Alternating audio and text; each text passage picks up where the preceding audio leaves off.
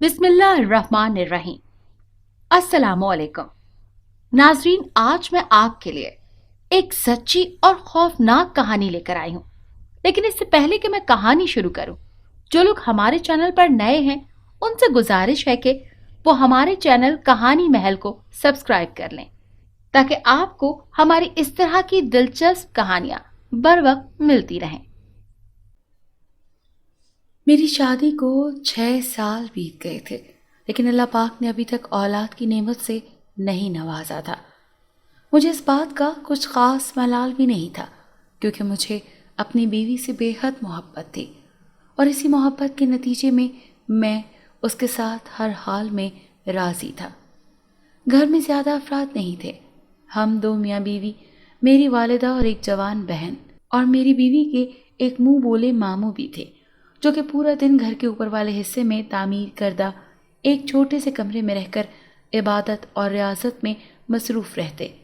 मेरी जब शादी हुई तो ये मामू मेरी बीवी के जहेज़ में मेरे पास मेरे साथ मेरे घर में आ गए। ये कोई अच्छी बात नहीं। उन्होंने बहुत दफ़ा मुझसे इस मौजू पर बात की, लेकिन मैं अपनी बीवी से मोहब्बत के बिना पर मजबूर था और हमेशा अपनी वालदा को समझा देता कि जब मामू का कोई है ही नहीं इस दुनिया में तो मैं उन्हें कहाँ भेजूं। मेरी बात सुनकर वालिदा अक्सर चुप कर जाती, लेकिन वो दिल से इस बात पर हरगिज़ खुश नहीं थी कि एक गैर मर्द पिछले 6 साल से उनके घर में रह रहा है। वालिदा हमेशा ही इस बात पर शदीद परेशान रहती कि इस मामू की वजह से मेरी बहन का कोई मुनासिब रिश्ता नहीं आएगा, क्योंकि लोग ऐसी बातों पर शदीद एतराज़ करते हैं कि क्यों इस कंवारे गैर मर्द को यहाँ पनाह दी हुई है। अब मैं भी जब अपनी बीवी से इस मौजू पर बात करता तो वो यहाँ तो मुंह बना लेती या फिर मैं के जाने की बात करती। अगर ऐसा ना भी करती तो रोना शुरू कर देती। मैं बस फिर उसे मनाने में ही लगा रहता। मैं एक छोटे से प्राइमरी स्कूल में उस्ताद था। गुजर बसर बेहतरीन हो रही थी। मेरी बीवी के मामू बहुत इबादत गुजार इंसान थे। अपने कमरे में हर वक्त किसी न किसी इबादत में मसरूफ़ ही नजर आते। अगर कोई खाना दे देता तो शुक्रिया करके लेते, अगर वक्त पर ना भी मिलता तो खामोशी इख्तियार कर लेते। मुझे उनमें कोई बुराई नज़र नहीं आती थी। इसके बावजूद मेरी वालिदा हमेशा मुझे यही कहती रहती कि अभी तुम्हें मेरी बातें समझ में नहीं आ रही, लेकिन बहुत जल्द समझ में आएंगी। लेकिन तब तुम्हारे पास वक्त नहीं रहेगा तुम इसको लौटा सको। खैर, ये तो हर घर के मसले मसाइल हैं, ये तो चलते ही रहते हैं। मेरी बीवी को फूलों में गुलाब और फलों में अमरूद बेहद पसंद है। हमारे घर के सामने कुछ फरलांग के फासले पर एक बाग था, और हैरत की बात यह थी कि बाग में एक तरफ गुलाब और दूसरी तरफ अमरूद लगे हुए थे। एक दिन मैं घर से देर से आया। घर आते ही मेरी यही आदत होती थी कि मैं अपनी बीवी का ही नाम लेता था। मैंने घर में दाखिल होते ही उसका नाम पुकारना शुरू कर दिया। खिलाफ तवक्को वो आगे से ना बोली। मैंने फिर पुकारा, अलमास, अलमास, कहाँ हो तुम? लेकिन कोई जवाब मौसूल ना हुआ। मैंने घर में इधर उधर नज़र दौड़ाई, लेकिन वो कहीं भी नज़र ना आई। पूछने पर पता चला कि वो हमसाई के साथ गुलाबों के बाग में गई हुई है। इस वक्त जाने का क्या मकसद बनता था भला? मैंने अपने दिल में कहा। बहुत देर तक जब वो ना लौटी तो मैं खुद ही उसके पीछे जाने लगा। अभी मैं 2 कदम ही चला था कि वालिदा ने पीछे से आवाज़ दी, जफ़र, कहाँ जा रहे हो? अच्छी और बेहतरीन बीवियों के ये काम नहीं होते कि वो शोहरों के घर आने पर खुद ही घर से गायब हो जाएं। मुझे लगा कि अम्मा को अलमास वैसे ही अच्छी नहीं लगती, इसीलिए वो उसकी हर बात पर एतराज़ करती हैं। मैंने उनकी बात सुनी अनसुनी की और फ़ौरन ही घर से बाग की जानिब मुड़ गया। जब मैं घर से निकल रहा था तो मुझे महसूस हुआ जैसे कोई मेरा पीछा कर रहा है। अब मेरे जहन में ये बात जैसे आई वैसे ही निकल भी गई। कुछ दूर आगे आया तो अलमास बाग के ऐन वस्त में अपनी सहेली निगहत के साथ अमरूद खाने में मशगूल थी। वो आस पास से बेखबर सिर्फ अपनी ज़ात में मगन गुलाब के फूल तोड़कर बालों में लगा रही थी। मैं घर से सोच कर निकला था कि उस पर गुस्सा करूँगा, लेकिन ये मंजर देखकर बेहद मोहब्बत के साथ उस पर निछावर हो गया और बड़ी प्यार से उसे कहने लगा कि अलमास, अब घर चलो, बहुत देर हो गई है। शाम के वक्त इस तरह से बाग में बैठना मुनासिब नहीं। वो उस कदर मसरूफ़ थी कि महज मुझे देखकर मुस्कुराई। उसने मेरी बात सुन के भी उठने की जहमत ना की। मुझे एक पल के लिए कुछ दुख हुआ, लेकिन میں نے بنا کسی اعتراض کے اس کا ہاتھ پکڑ کے اسے اٹھایا اور دونوں خوشگپیاں کرتے ہوئے گھر کی جانب چل دیے۔ جیسے ہی ہم دونوں گھر کے جانب چل پڑے تھے، مجھے لگا ابھی بھی کوئی میرا پیچھا کر رہا ہے۔ جیسے ہی میں نے پیچھے مڑ کر دیکھا، ایک سایہ سا الماس پر سے ہو کر آگے کو بڑھا۔ مجھے لگا شاید الماس بھی اس بات کو محسوس کرے گی، لیکن ایسا کچھ بھی نہ ہوا۔ وہ ہنستی مسکراتی گھر کی جانب مجھ سے بھی 2 قدم آگے بڑھ گئی۔ جب باغ کی حد ختم ہوئی تو میں واضح طور پر ایک شخص کا سایہ دیکھا جو میرے آگے سے گزر کر دوبارہ سے اسی باغ میں کہیں غائب ہو گیا۔ خوف کی ایک لہر میرے اندر سرایت کر گئی۔ میں کچھ دیر کے لیے ایک جگہ پر ٹھٹک گیا۔ یہ سب کیا ہے؟ لیکن بات وہی کہ جب تک بیتے نہ انسان اس بات کی کوئی اہمیت نہیں سمجھتا۔ میں نے بھی وہاں کیا، راستے میں مجھے کچھ بھی مزید نظر نہ آیا، لہٰذا میں بھی خاموش ہو گیا۔ ادھر ادھر کی باتیں کی۔ سانس تو تب رکی جب گھر میں ہوتے وقت وہی سایہ پلکیں جھپکتے غائب ہو گیا۔ گھر میں داخل ہوتے ہی میں 2 عورتوں کو گھر کی بالائی منزل کی جانب جہاں ماموں کا کمرہ تھا وہاں جاتے ہوئے دیکھا۔ میں نے الماس سے وجہ جاننے کی کوشش کی تو کہنے لگی، ماموں جان بہت نیک اور صالح ہیں، اسی لیے یہ خواتین دعائیں کروانے کے لیے آئی ہیں۔ ماموں کو انسانیت کی بھلائی کا بڑا شوق ہے، اسی لیے وہ سب کر رہے ہیں۔ والدہ کو یہ ساری باتیں شدید ناگوار گزر رہی تھیں۔ انہوں نے صاف لفظوں میں کہہ دیا تھا کہ اس مکار اور فریبی کو یہاں سے نکالو، ورنہ یہ ہمیں شدید نقصان پہنچائے گا۔ میں نے الماس سے بہت پیار سے بات کی اور اسے سمجھانے کی کوشش کی، لیکن وہ ہتھے سے ہی اکھڑ گئی اور زاروں قطار رو کر پورا محلہ اکٹھا کر لیا۔ میں سمجھاتا ہی رہ گیا، لیکن وہ سنی انسنی کر کے اپنا کام کرتی رہی۔ خیر میں نے اماں کو سمجھایا کہ ابھی برداشت کر لیں، ابھی الماس غصے میں ہے، میں بعد میں اس سے پھر بات کروں گا۔ اماں بیچاری بھی کیا کرتی، خاموشی میں ہی عافیت جانی۔ اگلے روز میں جب پھر ملازمت سے واپس آیا تو مجھے شام کے 6 بج چکے تھے۔ الماس اور میری بہن حفصہ دونوں ہی گھر میں نہیں تھی۔ امی نے بتایا کہ وہ دونوں کہہ رہی تھیں کہ بازار جانا ہے، کچھ خریداری کرنی ہے۔ ماموں کا پوچھنے پر پتہ چلا کہ آج بھی 4 عورتیں آئی تھیں، انہیں کوئی تعویذ وغیرہ بھی لکھ کے دیے ہیں اور خوب پیسے بٹورے ہیں۔ مجھے اس بات کی خوشی ہوئی کہ چلو ماموں نے بھی اپنا کچھ تو سوچا کہ اب وہ اپنا خرچہ خود کر لیا کریں گے۔ مہنگائی کے اس دور میں بڑا مشکل تھا گھر چلانا۔ الماس اور حفصہ دونوں بازار جا رہی تھی۔ الماس اپنی فطرت سے مجبور باغ میں ہی گزر کے جانا چاہتی تھی، جبکہ حفصہ ہمیشہ سے ہی اس باغ سے خوف کھاتی تھی۔ اس نے بار بار بھابھی کو منع کیا کہ جب متبادل راستہ موجود ہے تو کیا ضرورت ہے اس باغ میں سے گزرنے کی، لیکن الماس نے اس کی ایک نہ سنی اور اس باغ میں سے گزر کر جانے لگی۔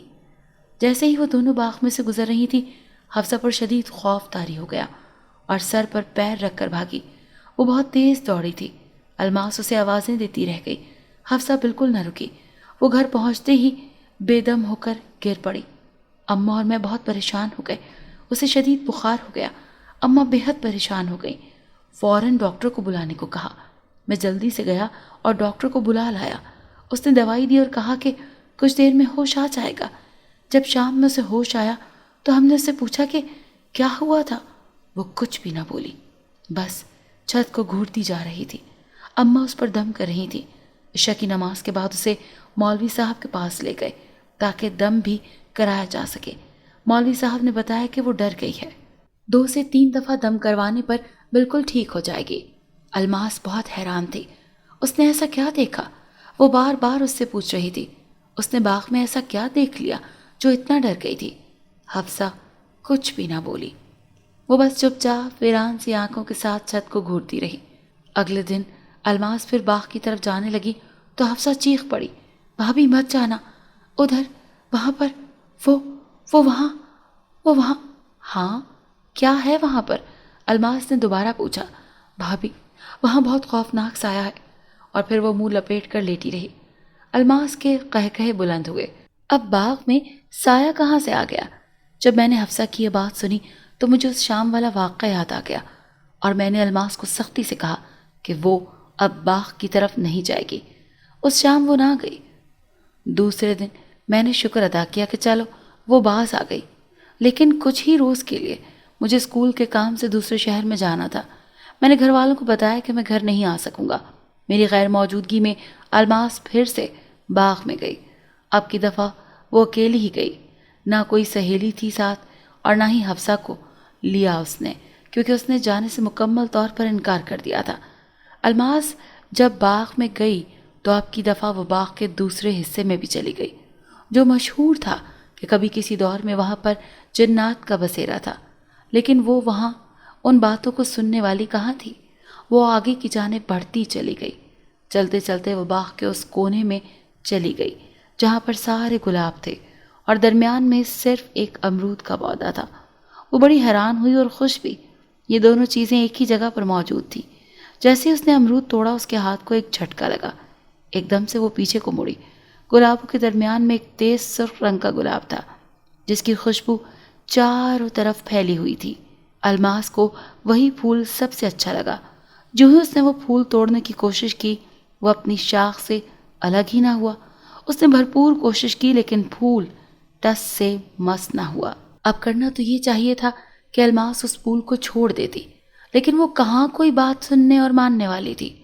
اس نے دانتوں کی مدد سے پھول کو شاخ سے الگ کیا۔ جیسے ہی پھول شاخ سے الگ ہوا، وہ پیچھے کو گری اور گرتے ہی بے ہوش ہو گئی۔ میں تو گھر سے باہر تھا، مجھے کچھ خبر نہ تھی کہ میرے پیچھے گھر میں کیا ہو رہا ہے۔ جب شام کافی گہری ہو گئی، الماس گھر واپس نہ آئی تو اماں کو فکر ہونے لگی۔ وہ ہمسائی کی طرف گئیں اور بتایا کہ الماس باغ میں گئی تھی، ابھی تک واپس نہیں آئی۔ اماں اسے ساتھ لے کر باغ کی طرف چل پڑی۔ شام کی اذانیں ہونے لگی تھیں۔ اماں عمر رسیدہ ہونے کی وجہ سے خوف کھا گئیں، لیکن آگے بڑھتی گئیں۔ پورا باغ چھان مارا، لیکن کہیں الماس کا پتہ نہ چل سکا۔ اتنے میں عادل، میرا چچا زاد، بھی ان کی طرف آ گیا، کیونکہ پورے گاؤں میں الماس کی گمشدگی کی خبر پھیل چکی تھی۔ تو وہ گاؤں والوں سے ہی یہ باتیں سن کر باغ کی طرف دوڑا آیا۔ کہنے لگا، چاچی جی، آپ خود اکیلی کیوں آ گئیں؟ کسی مرد کو ساتھ لے کر آنا چاہیے تھا۔ اماں بیچاری گھبرائی بوکھلائی سی چپ چاپ آگے بڑھتی گئی۔ عادل جوان آدمی تھا۔ وہ تیز قدموں کے ساتھ باغ کے ایک ایک حصے میں جا رہا تھا۔ جیسے ہی وہ باغ کے آخری حصے میں پہنچا، وہاں زمین پر الماس کو بے ہوش پایا۔ وہ تیزی سے الماس کی طرف بڑھا اور اماں کو آوازیں دینے لگا۔ اماں ہمسائی کے ساتھ اس سمت کا تعاقب کرتی ہوئی باغ کے اس کونے میں چلی گئی۔ وہاں الماس کو اس طرح سے بے ہوش پا کر بہت پریشان ہوئی۔ بڑی مشکل سے اٹھانے کی کوشش کی لیکن بیکار۔ پھر گاؤں سے چارپائی منگوائی، اس پر ڈال کر اسے گھر لے گئے۔ سب نے یہی سمجھا کہ ابھی وہ ڈری ہوئی ہے، شاید اسی لیے بے ہوش ہے، ابھی کچھ دیر میں اسے ہوش آ جائے گا۔ اماں اس پر دم کر رہی تھی۔ حفصہ بھی بہت پریشان تھی اور وہ بھابھی کی حالت دیکھ کر سمجھ رہی تھی یقیناً باغ میں ہی کچھ ہوا ہے جو بھابھی کی یہ حالت ہو گئی ہے۔ رات کو مولوی صاحب کو بلایا، انہوں نے دم کیا لیکن پوری رات الماس کو ہوش نہ آیا۔ اب مجھے اطلاع دینا بھی شدید مشکل تھا، کیونکہ ٹیلی فون کا زمانہ تو تھا نہیں۔ پھر بھی مجھے ایک تار بھیجا گیا جس میں ساری صورتحال لکھنے کے بجائے بس یہی کہا گیا کہ جتنی جلدی ہو سکے گھر آ جاؤ۔ میرے ذہن میں یہی تھا کہ شاید حفصہ کی طبیعت کچھ ٹھیک نہیں ہے۔ میں سارے کام ایک ہی دن میں نمٹا کر گاؤں کی راہ لی۔ پھر بھی مجھے بس اڈے پر اترتے اترتے رات ہو گئی۔ اس وقت کوئی تانگا بھی ملنا مشکل تھا۔ بس کے اڈے اور گاؤں کے درمیان میں 1 بجے گہری اور چوڑی نہر تھی جسے دن دہاڑے دیکھتے ہوئے شدید خوف محسوس ہوتا تھا۔ میں نے انتظار کرنا بیکار سمجھا، کیونکہ رات کے اس وقت یہاں کسی تانگے کا ملنا ناممکن تھا۔ میں نے اللہ کا نام لیا اور پیدل ہی چل پڑا۔ آج چاند کی بھی 25ویں تاریخ تھی، یعنی گھوپ اندھیرا تھا۔ دور کہیں بہت دور گیدڑوں کے بولنے سے سنسان فضا میں مزید ہولناکی پیدا ہو جاتی۔ جو ہی میں نے نہر کی پٹری پر چڑھا، مجھے قدموں کی چاپ سنائی دی۔ پیچھے مڑ کر دیکھنے کی ہمت تو نہ تھی، لیکن اس طرح سے چلتے جانا بھی کوئی عقل مندی نہ تھی۔ میں ایک جگہ پر رک گیا تو قدموں کی چاپ بھی میرے ساتھ ہی رک گئی۔ میں نے کچھ دیر کے بعد پھر سے چلنا شروع کر دیا۔ اب پھر سے قدموں کی چاپ تیز ہونے لگی۔ میں کچھ خوفزدہ تو ہو گیا تھا، لیکن ساری باتیں چھوڑ کر کچھ بھی ایسا ویسا سوچنے کے بجائے میں تیز تیز قدموں سے چلنے لگا۔ جہاں نہر ختم ہوتی تھی وہیں پر آگے قبرستان شروع ہوتا تھا۔ میں جیسے ہی قبرستان کے پاس سے گزرنے لگا، وہی قدموں کی چاپ میرے بالکل سامنے آ گئی۔ میں ایک دم رک گیا۔ اب جیسے ہی پھر سے آگے بڑھنے لگا مجھے کچھ نظر نہیں آ رہا تھا۔ ایسا لگ رہا تھا جیسے کسی نے میرا راستہ روک لیا ہو۔ میں دائیں سے بائیں طرف ہونے لگا تو پھر وہی غائب صورتحال میرے سامنے آ جاتی اور میں پھر ایک دم سے رک جاتا کیونکہ آگے کچھ نظر نہیں آ رہا تھا۔ میں نے اونچی آواز میں آیت الکرسی پڑھنا شروع کر دی۔ میں جیسے ہی شروع کی وہ قدموں کی چاپ قبرستان کی طرف پڑھنے لگی۔ میں نے اور اونچی آواز میں تلاوت کرنی شروع کر دی۔ بالآخر راستہ صاف ہو گیا اور میں مزید تیز قدموں سے گھر کی طرف بڑھنے لگا۔ میری پیدائش اسی گاؤں کی تھی۔ میں یہیں پل بڑھ کر جوان ہوا تھا۔ کبھی بھی ایسا کچھ نہیں ہوا تھا جیسا کہ اب ہو رہا تھا۔ بہرحال میں نے اسے شیطانی وسوسہ سمجھا اور آگے کی طرف بڑھا۔ جیسے ہی میں اپنے دروازے پر پہنچا وہی قدموں کی چاپ مجھے پھر سے محسوس ہوئی۔ میں نے دروازہ کھٹکھٹایا۔ اندر سے عادل تیزی سے آیا اور اسے میں دیکھنے لگا۔ لالا، اکیلے آئے ہو؟ اس نے بہت پریشان ہو کر سوال کیا۔ ہاں، اکیلا ہی آیا ہوں، میں نے عجلت میں جواب دیا۔ امی ہم دونوں کو دروازے پر کھڑا دیکھ کر باتیں کرتا ہوا دیکھنے لگی اور پھر بولی کہ اندر چلو، رات کا کون سا وقت ہو رہا ہے اور تم دونوں یہاں باتیں کر رہے ہو۔ میں جلدی سے اندر گیا۔ سامنے حفصہ کھڑی تھی۔ میں نے سکون کا سانس لیا کہ یہ ٹھیک ٹھاک ہے۔ میں نے اماں سے کہا، جب حفصہ بالکل ٹھیک ہے تو مجھے کیوں اتنی عجلت میں بلایا ہے؟ اماں نے کہا، سانس تو لے لو، بتاتی ہوں کہ کیا ہوا ہے ہمارے ساتھ۔ ایک دم سے مجھے الماس کا خیال آیا۔ پھر سوچا کہ وہ سو گئی ہوگی۔ اماں، سب ٹھیک تو ہے نا؟ کچھ بھی ٹھیک نہیں ہے۔ تمہاری یہ بیوی جس پہ کسی بھی بات کا اثر نہیں ہوتا، یہ کل رات سے ایسی ہی بے ہوش پڑی ہے۔ باغ میں سیر کرنے کا بہت شوق ہے نا اسے۔ اب اس کی حالت دیکھو۔ میں نے الماس کی طرف دیکھا جو مکمل طور پر بے ہوش پڑی تھی۔ میں سناٹے میں آ گیا۔ ایسا بھی کیا ہو گیا؟ اماں نے سارا واقعہ سنا دیا۔ مجھے کچھ بھی سمجھ نہیں آ رہا تھا۔ میں کسی سناٹے میں آ گیا تھا۔ یہ سوچ سوچ کر ہلکان ہو رہا تھا کہ مولوی صاحب کے دم درود کا بھی کچھ اثر نہ ہوا۔ خیر، رات تو جیسے تیسے گزر گئی۔ صبح ہوئی تو الماس پہلے سے اٹھ گئی تھی۔ اس نے بنا کوئی بات کیے چھت کو گھورنا شروع کر دیا۔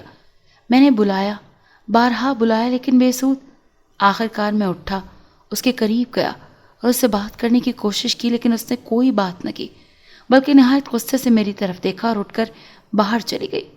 میں نے سوچا شاید ناراض ہے، میں 2 دن گھر سے باہر رہا ہوں نا، ابھی خود ہی کچھ دیر میں ٹھیک ہو جائے گی۔ لیکن وہ اگلی شام تک بالکل ویسی ہی رہی۔ رات کو جب سب کھانا کھانے لگے تو اس نے آلتی پالتی ماری اور تیز تیز کھانا کھانے لگی۔ اس طرح سے کھانا کھانا اس کا انداز نہیں تھا۔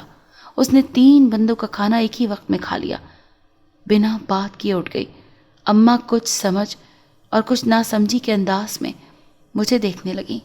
حفصہ صرف کیونکہ وہ ان سب باتوں کو کسی اور رخ سے دیکھ رہی تھی۔ کھانے سے فراغت کے بعد میں کچھ دیر کے لیے باہر نکلا تو عادل سے ملاقات ہوئی۔ میں اس سے خود بھی ملنا چاہتا تھا تاکہ تفصیل سے بات کر سکوں۔ میں نے اس سے سارا واقعہ سنا کہ الماس کے ساتھ کیا ہوا تھا۔ اس نے میری بھی ساری باتیں سنی تو کہنے لگا کہ بھائی، مجھے لگتا ہے بھابھی پہ کچھ سایہ ہو گیا ہے۔ آپ ان کو مولوی صاحب سے دم کروائیں تاکہ مسئلہ جلد حل ہو جائے۔ عادل کی یہ بات سن کر مجھے شدید غصہ آیا اور میں نے اسے کئی باتیں سنا ڈالیں، لیکن پھر فوراً ہی اس سے معافی مانگی اور اسے سمجھایا کہ میں بہت زیادہ پریشان ہوں۔ اس سے ملنے کے بعد میں گھر آیا اور گھر میں ہونے والے منظر نے میرے 14 طبق روشن کر دیے۔ الماس آئینے کے سامنے کھڑی تھی اور ماتھے میں سندور لگا رہی تھی۔ اس کام سے فارغ ہونے کے بعد اس نے وید کھولی اور اونچی آواز میں پڑھنے لگی۔ میں یہ سب دیکھ کر بوکھلا گیا۔ یہ سب یہ کیا کر رہی تھی؟ اماں کے مطابق تو یہ الماس کا کوئی ناٹک تھا جو وہ مجھے بیوقوف بنانے کے لیے کر رہی تھی، لیکن میری چھٹی حس کچھ اور ہی کہہ رہی تھی۔ میں اماں کے پاس بیٹھا ہوا تھا جب الماس بہت تیار ہو کر گھر سے نکلنے لگی۔ میرے پوچھنے پر اس نے بتایا کہ مندر جا رہی ہوں پوجا پاٹ کے لیے۔ اماں یہ سنتے ہی کانوں کو ہاتھ لگانے لگیں۔ یہ سب کیا ہو رہا ہے؟ ایک مسلمان گھرانے میں انہوں نے یہ سب مکر و فریب ہی سمجھا اور مجھے صاف لفظوں میں کہہ دیا کہ تم اسے کچھ دنوں کے لیے اس کے میکے بھیج دو تاکہ اس کی طبیعت پہلے سے کچھ بہتر ہو جائے۔ لیکن میں ایسی صورتحال میں اسے گھر سے دور نہیں کرنا چاہتا تھا۔ ہمارا گھرانہ شروع سے ہی بہت مذہبی قسم کا تھا۔ اماں انتہائی عبادت گزار اور پرہیزگار تھیں۔ جب تک ابا جی بھی رہے وہ بھی اپنے متقی اور پرہیزگاری کی وجہ سے ہی مشہور تھے۔ آج وہ زندہ ہوتے تو شاید یہ سب دیکھ کر ہی دنیا سے چلے جاتے۔ میں نے الماس کو پکڑ کے بٹھانا چاہا تو اس نے ایسی طاقت سے مجھے پیچھے دھکیلا کہ میں ایک لمحے کو اس کے آہنی بازوں کی طاقت کو سہ نہیں پایا۔ اماں نے اسے بھی کچھ اور ہی سمجھا کہ شاید میں محبت کا مارا اسے سخت ہاتھ لگانے سے ڈر رہا ہوں۔ الماس نے ایک دم پیچھے مڑ کر دیکھا، اس کی آنکھیں شعلے برسا رہی تھیں۔ اماں ایسے کہاں کوئی ڈرنے یا گھبرانے والی تھی۔ انہوں نے منہ دوسری طرف پھیر لیا۔ الماس بڑے سکون سے گھر سے نکلی اور باغ کی دوسری جانب بنے مندر کی جانب بڑھ گئی، جہاں پہ چند ہندو اپنی پوجا میں مصروف تھے۔ الماس بھی وہاں گئی، بلکہ ویسے ہی پوجا کرنے لگی جیسے کہ پیدائشی ہندو ہی ہو۔ میں یہ سب دیکھ کر دوڑا۔ میں بھاگتا ہوا مولوی صاحب کے پاس گیا۔ وہ مسجد میں نہیں تھے، کسی کا نکاح پڑھانے کے لیے گئے ہوئے تھے۔ کچھ دیر تک ان کا انتظار کرتا رہا، لیکن وہ نہیں آئے۔ میں نے مزید انتظار کرنا مناسب نہ سمجھا اور مندر کی طرف دوبارہ چل پڑا۔ الماس ابھی تک وہیں پر تھی، وہ اب مندر سے باہر نکل رہی تھی۔ میرے پکارنے پر اس نے میری طرف دیکھا اور بس ایک لفظ کہا کہ میں پاروتی ہوں، الماس نہیں، اور نہ ہی میں کسی الماس کو جانتی ہوں۔ آئندہ اگر مجھے اس نام سے پکارا تو مجھ سے برا کوئی نہیں ہوگا۔ وہ عام لب و لہجے سے ہٹ کر مجھ سے بات کر رہی تھی۔ میرے لیے یہ سب برداشت کرنا بے حد مشکل تھا، لیکن مجھے صورتحال کو سمجھنے میں بہت وقت لگ گیا۔ اماں کی باتیں میرے ذہن میں گھوم رہی تھی کہ الماس ناٹک کر رہی ہے اور میں اس کی محبت میں بالکل اندھا ہو گیا ہوں۔ کچھ بھی سمجھنے کی صلاحیت کھو چکا ہوں۔ کچھ لمحوں کے لیے تو مجھے خود بھی یہی گمان ہوا کہ الماس کوئی ناٹک کر رہی ہے۔ اماں ٹھیک کہتی ہیں۔ میں نے دوبارہ سے مولوی صاحب کی دہلیز پکڑ لی کہ یہی ایک راستہ تھا۔ مجھے کچھ تو پتہ چلتا کہ یہ سب کیا ہو رہا ہے۔ جیسے ہی میں مندر سے کچھ دور گیا، مولوی صاحب نظر آئے۔ میں دوڑ کے ان تک پہنچا اور فٹافٹ ان سے ساری بات کی۔ وہ لمحے کی تاخیر کیے بنا بولے، اس پہ سایہ ہو گیا ہے، اور سایہ بھی کوئی عام نہیں، بہت خطرناک سایہ ہے، مشکل سے ہی پیچھا چھوڑے گا۔ میرا دماغ تو پہلے ہی کام نہیں کر رہا تھا۔ یہ سب سن کر میرا دماغ بھگ سے اٹھ گیا۔ میری بیوی پہ کس مصیبت میں سایہ ہو گیا، وہ کس مشکل میں پڑ گئی ہے، اس کا کیا حل ہے؟ اب کیا حل ہے مولوی صاحب؟ میں نے نہایت پریشانی سے پوچھا۔ اس کا فی الحال میرے پاس کوئی حل نہیں ہے۔ مولوی صاحب یہ بات کہہ کر آگے کی طرف چل پڑے، کیونکہ ان کی نماز کا وقت ہو گیا تھا۔ میں یہ سب سن کر ششدر رہ گیا اور آخری نماز کا اماں کی طرف چل پڑا۔ اماں نہایت پریشانی کے عالم میں پورے گھر میں گھن چکر بنی ہوئی تھی۔ الماس بھی گھر آ گئی تھی اور خود کو ایک کمرے میں بند کر لیا تھا۔ مجھے یہی احساس اور ڈر کہ کہیں وہ خود کو نقصان نہ پہنچا لے۔ میں بار بار دروازہ کھٹکھٹاتا رہا۔ اماں میری یہ حالت دیکھی تو پریشان ہو گئی۔ الماس نے خود کو کمرے میں بند کیا ہوا تھا۔ اندر سے بھجن پڑھنے کی آوازیں آ رہی تھیں۔ لوگ یہ سب سن کر دروازے کے سامنے جمع ہونے شروع ہو گئے۔ میں اس ساری صورتحال سے بہت پریشان ہو گیا تھا۔ اماں کو ابھی بھی یہ سب ناٹک لگ رہا تھا۔ زندگی نے کس مقام پر لا کھڑا کیا تھا۔ حفظہ تو پہلے ہی بہت بزدل دل کی مالک تھی، وہ تو الماس کے کمرے کے قریب بھی نہیں پھٹکتی تھی۔ اب میں انہی سوچوں میں گم تھا کہ کمرے کا دروازہ کھٹاک سے کھلا، لیکن باہر کوئی بھی نہیں آیا۔ میں نے جب اندر کا منظر دیکھا تو کچھ بول ہی نہ سکا، بس آنکھیں موند لی کہ یہ سب برداشت کرنا میرے بس میں نہیں تھا۔ اماں مجھے پکارتی رہیں کہ ہوا کیا ہے۔ اماں نے بھی اندر جھانکا تو کچھ نہ بول سکیں، اور اس لمحے انہیں سمجھ میں آیا کہ یہ سب الماس ناٹک نہیں کر رہی، بلکہ لازمی کچھ نہ کچھ ہو چکا ہے۔ ہم سب بالکل چپ، جیسے کہ کسی سانپ نے ہمیں سونگھ لیا ہو، خاموشی سے بیٹھے رہے۔ وہ باہر آئی اور ہم وہیں کے وہیں بیٹھے رہے۔ اماں نے مجھے اس کے پاس جانے سے بالکل منع کر دیا اور کہا کہ ابھی کوئی عام عورت نہیں رہی، بلکہ اس پر جنات اتر آئے ہیں۔ میرے ذہن میں اس کے بار بار باغ میں جانے والا واقعہ آ گیا۔ وہ کس طرح سے وہاں جاتی تھی، بار بار منع کرنے کے باوجود وہ کسی کی بھی نہیں سنتی تھی۔ الماس کرسی کے اوپر بیٹھی تھی اور کرسی فضا میں معلق تھی، بنا کسی سہارے کے۔ یہ منظر کوئی عام منظر نہیں تھا۔ خوف کی لہر پورے جسم میں سرایت کر چکی تھی۔ وہ اسی کرسی پر بیٹھے گھر کی دہلیز پار کرنے لگی تھی کہ اچانک کرسی نے گھومنا شروع کر دیا۔ وہ اس پہ بیٹھی گھر کی دہلیز پار کرنے لگی مگر نہیں کر سکی۔ دیکھنے والوں کو چکر آنے لگ گئے۔ یہ سب شور و خل سن کر بالائی منزل سے ماموں بھی نیچے اتر آئے۔ سب کچھ دیکھ کر ششدر رہ گئے۔ اماں نہ ہی رہ سکی، کہنے لگی آپ تو بہت پہنچے ہوئے ہیں نا، اپنی بھانجی کو کوئی دم نہیں کریں گے؟ دم کا نام لیتے ہی الماس نے کرسی کا رخ اماں کی جانب موڑا۔ میں نے یہ منظر دیکھا تو انتہائی جلدی سے اماں کو ایک طرف کیا، لیکن وہ اس وقت کہاں ہوش میں تھی۔ جس طرف اماں کو کیا اس نے کرسی کا رخ اسی طرف موڑ لیا۔ یہ سارا منظر ناقابل برداشت تھا، اسے اماں کو شدید نقصان بھی پہنچ سکتا تھا۔ کافی دیر یہ کھیل کھیلا جاتا رہا۔ آخر اماں تنگ آ کر بولیں کہ ہم لوگ یہاں سے جا رہے ہیں، جب تمہاری بیوی ٹھیک ہو جائے گی تو ہم واپس آ جائیں گے۔ اماں کا یوں گھر چھوڑ کر جاتا دیکھ کر میں نہ رہ سکا۔ میں نے اماں کی منت کی کہ یہ سب نہ کریں، میں الماس کو کسی ڈاکٹر کو دکھاتا ہوں۔ اپنی تعلیم کے بل بوتے پر میں ایسی باتوں پر کم ہی یقین کرتا تھا کہ کوئی بھوت پریت بھی ہوتے ہیں۔ یہ سب کہانیاں ہیں، جواز ہیں جو ہم سنتے آ رہے ہیں۔ میں پھر سے مولوی صاحب کے پاس گیا، ان کی منت کی اور کہا کہ ایک دفعہ، صرف ایک دفعہ آ کے اس کو دیکھ لیں۔ اس وقت تک الماس کمرے میں جا کے خود کو دوبارہ بند کر چکی تھی۔ مولوی صاحب سے ساری حقیقت بیان کرنے کے بعد وہ گویا ہوئے۔ الماس پر سایہ ہو گیا ہے۔ اب یہ سمجھ نہیں آ رہی ہے کہ وہ ہندوانہ حرکتیں کیوں کر رہی ہے، کیونکہ ہمارے گاؤں میں چند ہندو رہتے ہیں، جو کہ بڑی پرانی بات ہے۔ اب تو محض ایک مندر ہے جہاں پر ان کو آئے ہوئے بھی سالوں گزر گئے۔ میں نے جب یہ ساری بات سنی تو کہا کہ مولوی صاحب، میں مندر میں خود کئی ہندو عورتوں کو کم صبح پوجا کرتے ہوئے دیکھا ہے۔ وہ میری یہ بات سن کر اس طرح حیران ہوئے کہ شاید میرا ذہنی توازن برقرار نہیں ہے۔ ارے برخوردار، کیسی باتیں کر رہے ہو؟ اس گاؤں کو بنے ہوئے تقریباً 200 سال بیت گئے، اب اتنے پرانے بندے تو یہاں موجود نہیں، لیکن میری عمر بھی 80 سال ہے، اور بابا فیروز جن کی وفات 10 سال پہلے ہوئی تھی، ان کی عمر بھی 130 سال تھی۔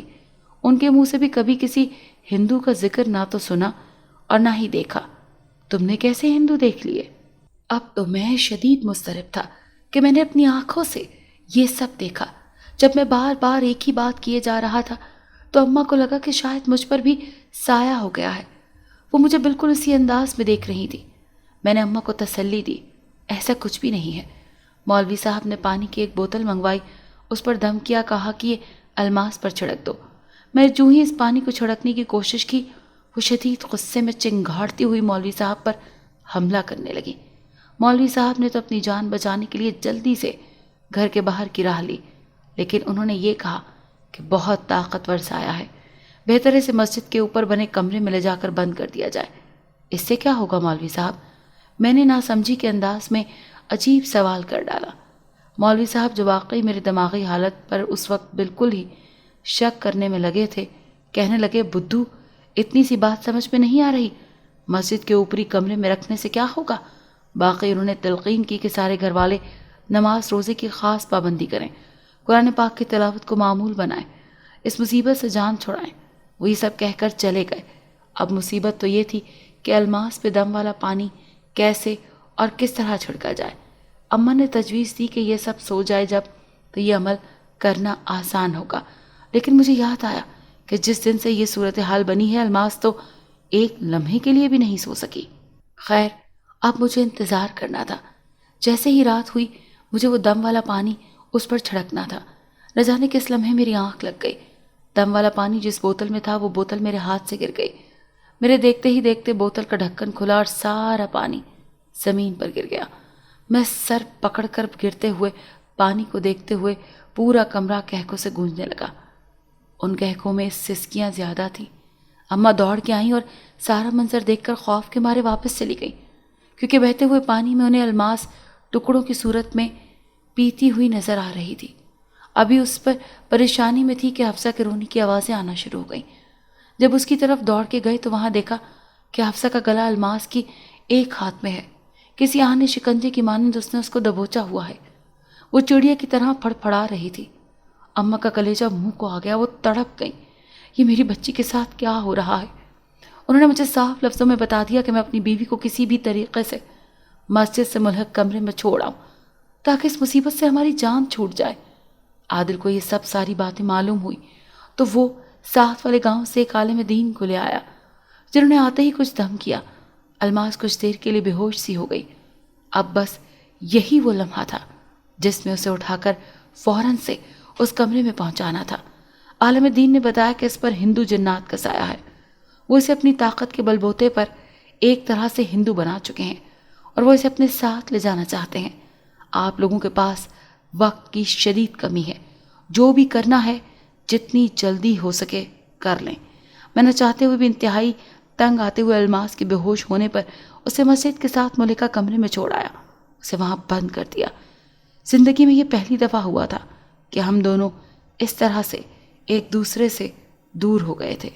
الماس اس کمرے میں جب پہنچی تو عشاء کی نماز بھی پڑھی جا چکی تھی۔ وہ خود کو اس کمرے میں بند پا کر غصے میں تھی۔ رات کی خاموشی کو چیرتے ہوئے کچھ لوگ اس کے کمرے کی طرف بڑھ رہے تھے۔ اندھیرا شدید ہونے کے باعث یا پھر شاید کوئی غیر مرئی طاقت کے زیر اثر وہ کسی کو بھی نظر نہ آئے۔ ان میں سے ایک عورت اور 2 مرد تھے جنہوں نے انتہائی قدیم لباس پہن رکھا تھا۔ آتے ہی ان میں سے عورت نے الماس کا لباس تبدیل کروایا۔ مردوں نے بھجن پڑھے، وید پڑھی۔ عورت نے اسے تلک لگایا اور کہا کہ آج سے تو مکمل طور پر ہندو ہو چکی ہے۔ اب تیرا مسلمانوں سے کسی بھی قسم کا تعلق نہیں۔ تیرا نام پاروتی ہے، تو میرے بھائی رام داس کی پتنی ہے۔ چل جلدی کر، ہم تجھے لینے آئے ہیں۔ الماس کسی غیر مرئی طاقت کی وجہ سے ان کے ساتھ چل پڑی۔ دروازہ کھولنے کی نوبت نہ آئی۔ وہ پچھلی دیوار میں سے چاروں نکل گئے۔ کچھ ہی دیر میں جب الماس نے آنکھ کھولی تو ایک سرسبز شاداب گاؤں کو سامنے دیکھ کر حیران رہ گئی۔ گاؤں کیا تھا؟ قدرت کا حسین تحفہ تھا۔ ہر سو ہریالی پھیلی ہوئی تھی، رنگ برنگے پھول کھلے ہوئے تھے، بہتی ندیاں جس میں بہتا شفاف پانی اس قدر دلکش تھا کہ اس کی تہہ میں پڑے پتھر بھی آسانی سے گنے جا سکتے تھے۔ عورتیں ندی کے کنارے بیٹھے کپڑے دھونے میں مشغول تھیں، آدمی کھیتوں میں کام کر رہے تھے، بچے کھیل کود رہے تھے۔ اریو، یہ کس کو لے آئی تو؟ یہ تو بہت سندر ہے۔ اری، کون ہے یہ؟ کپڑے دھوتی ایک عورت نے جس نے ماتھے پر بندیا اور مانگ میں سندور لگا رکھا تھا پوچھنے لگی۔ یہ اپنے رام داس بھیا کی گھر والی ہے۔ اسی عورت نے جو کہ خود کو رام داس کی بہن بتا رہی تھی خوش ہو کر بتایا۔ میں چپ چاپ ان لوگوں کے ساتھ چلتی رہی۔ بنا کوئی بات کیے وہ مجھے ایک کوٹری میں لے گئیں اور کہا کہ آج سے یہی تیرا گھر ہے، اسے بنا سنوار، ابھی تیری ذمہ داری ہے۔ الماس چپ چاپ ایک نئے گھر کی چاہت میں سرشار ہنسی خوشی اسے بنانے سنوارنے میں مگن ہونے کی تدبیریں کرنے لگی کہ مستقبل میں اور کیا کیا کرنا ہے۔ وہ اب پاروتی تھی اور رام داس ہی اس کا سب کچھ تھا۔ رام داس کچھ ہی دیر میں آیا اور اسے گاؤں کی سیر کروانے نکل گیا۔ گاؤں کیا تھا؟ قدرت کا شاہکار تھا، ہریالی سے بھرپور، لوگ جفاکش۔ جیسے جیسے وہ چلتے گئے ایک باغ سامنے آیا۔ پاروتی کو گلاب کے پھول بہت پسند تھے۔ وہ پھولوں کی مہکار کو اپنے اندر اتارتے ہوئے باغ میں چلی گئی اور گلاب کے پھول سونگھ کر ان کی مہکار کو اپنے اندر اتارنے لگی۔ اس نے کوئی پھول توڑا نہیں کہ پھول تو نعمت ہیں، انہیں کیوں توڑنا۔ تھوڑا آگے چل کر امرود کے باغ تھے، وہاں سے اس نے من پسند امرود توڑے اور کھانے لگی۔ گاؤں کے مکانات دیکھ کر اندازہ ہو رہا تھا کہ بہت ہی پرانا گاؤں ہے، جس کے مکینوں کے پاس بنیادی ضروریات کے فقدان کے باوجود لوگ بہت خوش ہیں اور بڑے جفاکش ہیں۔ کچھ ہی دیر میں اذانیں شروع ہو گئیں اور الماس اس کمرے میں دیوار کے ساتھ پشت لگائے بیٹھی تھی۔ جیسے ہی اذان شروع ہوئی ایک کھلبلی سی مچ گئی، اس کا جسم جیسے اتھل پتھل ہو گیا۔ اسے ایک لمحے کے بعد جب ہوش آیا تو اس نے خود کو ایک تاریک کمرے میں پایا۔ دل نے چاہا کہ چیخ کر اپنے آپ کو یہاں سے الگ کروائے۔ وہ سمجھ ہی نہیں پا رہی تھی کہ وہ یہاں کیوں ہے۔ اس کا گھر، شوہر، اماں اور حفصہ کہاں ہیں؟ جب پوری اذان ختم ہو گئی تو اس نے چیخنا شروع کر دیا۔ وہ یہاں نہیں رہنا چاہتی تھی۔ اذان کے ختم ہوتے ہی وہ دوبارہ سے اسی کیفیت میں جانے لگی۔ اس نے خود کو جگائے رکھنے کی بھرپور کوشش کی لیکن ایسا کرنے میں ناکام رہی۔ جیسے ہی وہ دوبارہ بے ہوش ہوئی، خود کو اسی گاؤں میں پایا۔ وہ رام داس کی پتنی تھی، گھر کے کام کاج کرنے میں اس قدر مصروف کہ اسے وقت گزرنے کا احساس تک نہ ہوا۔ وہ گھر کے کاموں سے فارغ ہوئی تو کچھ دیر کو سستانے کے لیے بیٹھ گئی۔ ابھی بیٹھی ہی تھی کہ ایک عورت اس کے پاس آئی اور کہنے لگی کہ چودرانی کہتی ہیں کہ رام داس جیسا کہ ان کے کھیتوں میں کام کرتا ہے، اسی مناسبت سے پاروتی بھی ان کی حویلی میں کام کرے۔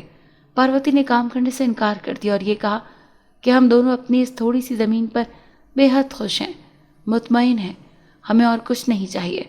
عورت نے یہ پیغام منوان چودرانی کو سنا دیا۔ اسے انکار سننے کی عادت نہیں تھی۔ غصے سے بل کھاتی چودھری کا انتظار کرنے لگی۔ جو ہی وہ گھر لوٹا اسے ساری حقیقت بتا دی۔ یہ سننے کی دیر تھی کہ اس نے کچھ ہندوؤں کو بھیج کر رام داس کو خوب مار کھلائی اور اس کے کھیتوں میں اسے ڈال دیا۔ یہ بات پاروتی کو بہت بری لگی کہ ہم کسی کے غلام نہیں، کیوں ظلم سہیں، اپنا کماتے ہیں اپنا کھاتے ہیں۔ ظہر کی اذان شروع ہوئی۔ الماس شدید بے چین ہو گئی اور سر تپیر خود کو دیکھنے لگی۔ اس نے یہ لباس کیوں پہن رکھا تھا؟ اس نے ماتھے پر یہ کیوں لگایا ہوا تھا؟ یہ سندور کیوں، کس نے لگایا اس کے ماتھے پر؟ اسے خود سے نفرت محسوس ہونے لگی۔ اس نے ہاتھوں سے رگڑ رگڑ کر اسے اتار دیا، لیکن وہ ابھی بھی مطمئن نہیں تھی۔ اذان کے شروع ہونے سے آخر تک وہ شدید بے چین رہی، خود پر چیختی رہی، یہ کون سا مذہب اختیار کیا ہوا ہے؟ اس نے ظفر کو آس پاس تلاش کیا، لیکن اسے وہ کہیں بھی نظر نہ آیا۔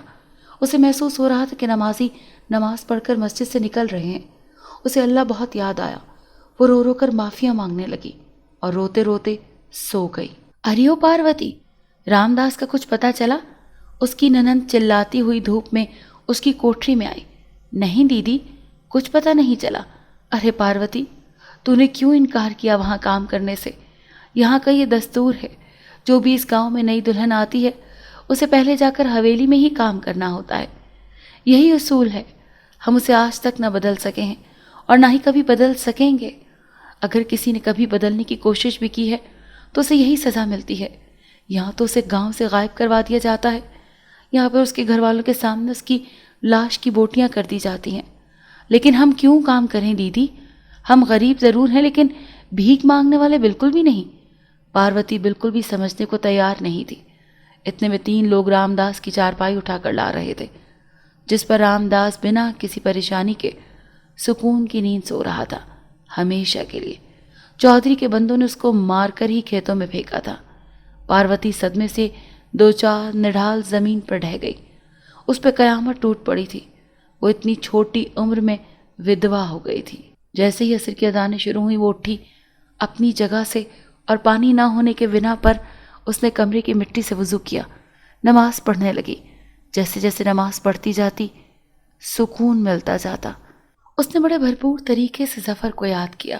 ادھر ظفر شدید اضطراری کیفیت میں گھر میں چکر لگانے لگا، تھک گیا تو مسجد سے ملے کمرے کے باہر جا کر بیٹھ گیا۔ اسے الماس سے ایک لمحہ بھی دور رہنا گوارا نہیں تھا۔ اب کہاں رات کے بعد دن بھی گزرتا جا رہا تھا۔ نمازی نماز پڑھ کر مسجد سے باہر نکل رہے تھے۔ وہ مسجد کی دہلیز پکڑ کر بیٹھا رہا۔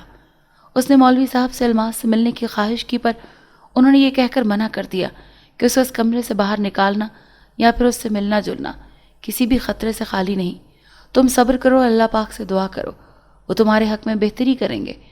ادھر مولوی صاحب پانی دم کر کر کے کمرے کے اوپر اس کی دیواروں پر چھڑکتے رہے تاکہ جو بھی آسیب ہے اس کا اثر زائل ہو جائے۔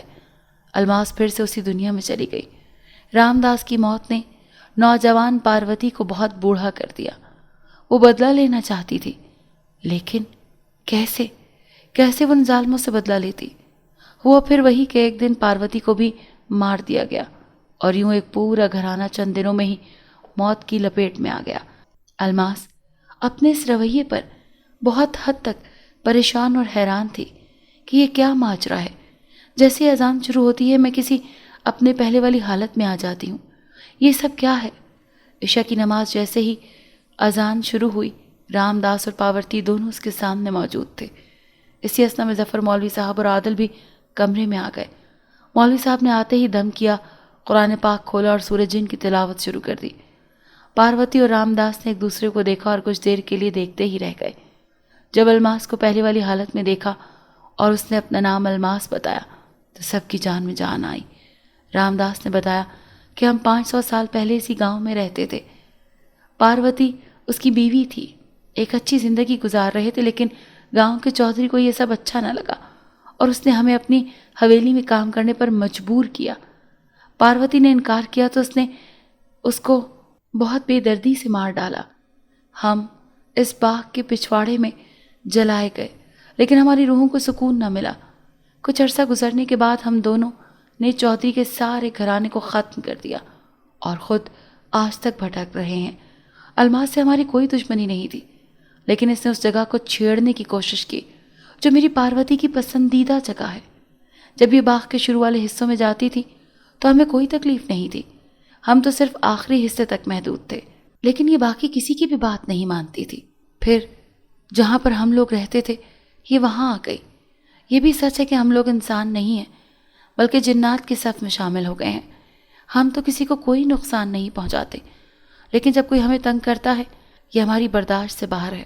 بار بار اسے سمجھانے اور موقع دینے کے باوجود اس نے ہمیں بہت تنگ کیا اور باغ کے اس حصے میں جا کر اس گلاب کو توڑنے کی کوشش کی جو میری پاروتی کے بالوں میں لگا ہوا تھا، اور اسے امرود کو کھانے کی کوشش کی جو میری پاروتی کھاتی تھی۔ جب اسے وہ کام ہاتھوں سے نہ ہوا تو اس نے دانتوں کی مدد سے کیا۔ اب دانت لگنے سے کس قدر شدید تکلیف کا نقصان ہوا اس کا اندازہ کوئی نہیں کر سکتا۔ ہم اپنی دنیا میں مگن، اپنے گھر یعنی کہ اس باغ میں بہت خوش ہیں، لیکن جب انسان ہمیں تنگ کرتے ہیں تو پھر ہم انہیں سزائیں بھی دیتے ہیں۔ میں سب کچھ برداشت کر سکتا ہوں لیکن اپنی پاروتی کی تکلیف کسی بھی قیمت پر برداشت نہیں کر سکتا۔ مخلوق میں ہم بھی آتے ہیں، ہم بھی اہمیت کے حامل ہیں جتنا کہ انسان، لیکن ہم خود سے کسی کو بھی تنگ نہیں کرتے جب تک کہ کوئی ہمیں تنگ نہیں کرتا۔ رام داس نے سارا قصہ سنایا۔ الماس کا سر جھکا ہوا تھا۔ گزشتہ کچھ دنوں میں وہ بے حد تکلیف سے گزری تھی، اس کا اندازہ وہی لگا سکتی تھی۔ اس کو بخوبی اندازہ ہو گیا تھا کہ اس نے اللہ پاک کی بنائی ہوئی حدود کو توڑا ہے، اب اسی لیے اس کو اتنی زیادہ سزا ملی ہے۔ میں سچے دل سے توبہ کرتی ہوں کہ آئندہ کبھی بھی کوئی بھی ایسا قدم نہیں اٹھاؤں گی جس سے کسی کو بھی نقصان ہو۔ الماس نے سچے دل سے توبہ کی، سب کے سامنے وعدہ کیا اور کہا وہ آئندہ کبھی بھی اس باغ کا رخ نہیں کرے گی۔ یہ ساری گفتگو الماس اور مولوی صاحب کے علاوہ کسی کو بھی نہ تو سنائی دی اور نہ ہی دکھائی دی۔ مولوی صاحب نے پاروتی اور رام داس کو اسلام قبول کرنے کی دعوت دی اور کہا کہ اپنی زندگی میں نہ صحیح، ابھی صحیح وہ اس کو قبول کر لیں۔ پاروتی اور رام داس نے اذان کی آواز پر لبیک کہہ دیا اور یہ سوچ لیا تھا کہ وہ اسلام قبول کر لیں گے، اپنی پرانی زندگی کو بالکل چھوڑ کر ایک نئی زندگی کا آغاز کریں گے۔ الماس گھر آ چکی تھی اور سب سے بہترین زندگی گزارنے کی خواہاں تھی، چاہتی تھی کہ پچھلی غلطیوں اور کوتاہیوں کو یکسر بھول کر نئی زندگی کا آغاز کرے، اور اس نے ایسا ہی کیا۔ منہ بولے ماموں کو بھی راہ راست اپنانے کی ترغیب دی۔ اس طرح سے ایک اور انسان راہ راست اپنا کر نئی زندگی کا آغاز کر چکا تھا۔ پاروتی اور رام داس نے اسلام قبول کر کے باقی ہندو جنات خاندان کو مذہب کی طرف راغب کرنے کا بیڑا اٹھا لیا تھا۔ اگر آپ کو یہ کہانی اچھی لگی ہے تو اسے لائک کیجیے اور ہمارے چینل کہانی محل کو سبسکرائب کیجیے۔ اور ہاں، اگر آپ کے کسی دوست، رشتہ دار یا بہن کے ساتھ خدا نخواستہ اس طرح کا کوئی بھی واقعہ پیش آیا ہے تو ہمیں کامنٹ سیکشن میں اس کے بارے میں ضرور بتائیے۔